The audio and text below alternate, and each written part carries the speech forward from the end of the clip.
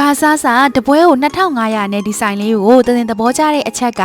တိုဖူးနဲ့အိုးကြီးတွေကိုခောက်ဆွဲတစ်ခါလေးထည့်ပေးတာပါပဲဒီဇိုင်းကတိုဖူးတွေကစိတ်စိတ်လေးနဲ့တော်တော်လေးစားလို့ကောင်းလို့လူကြီးတွေလည်းအရန်ကြိုက်ကြပါတယ်ပြီးလို့ရှိရင်လောက်တာကိုင်းတာလည်းတန်တန်ရှင်းရှင်းတက်တက်ရက်လေးနဲ့ပေါ့နော်ဒီဇိုင်းမှာကမွန်ညင်းမောင်9ပေါင်တိုဖူးတွေတိုဖူးတုံးစံတိုဖူးတွေအစုံရပေမဲ့တင်ကတော့သူတို့ဆိုင်ကအခုပြထားတဲ့ဒီရှမ်းထမင်းဝါကိုအကြိုက်ဆုံးပါပဲရှမ်းထမင်းဝါဆိုတာကတင်တို့နနွေးနဲ့ချက်ထားတဲ့ရှမ်းဆန်စီစီလေးကိုစီးပိုင်နေအောင်ထောင်းပြီးတော့အပြားလေးလုပ်ပေးထားတဲ့ထမင်းချက်လေးကိုခေါ်တာပါအဲ့ဒီထမင်းချက်ကိုအခုပြထားသလိုခရမ်းကျင်သည့်အနှစ်ချက်ငရုတ်တီကျော်ဂျူးမြစ်လေးတွေနဲ့တွဲစားရတာပေါ့နော်အီစီစီလေးနဲ့ကိုမှခရမ်းကျင်သည့်အနှစ်ကောင်းကောင်းလေးနဲ့မို့အီမနေပဲနဲ့စားလိုက်တိုင်းစားလို့ကောင်းနေရပေါ့နော်ပဲပုတ်ထောင်းလေးလည်းပါတဲ့ခါကျတော့မှုမွှေးလေးနဲ့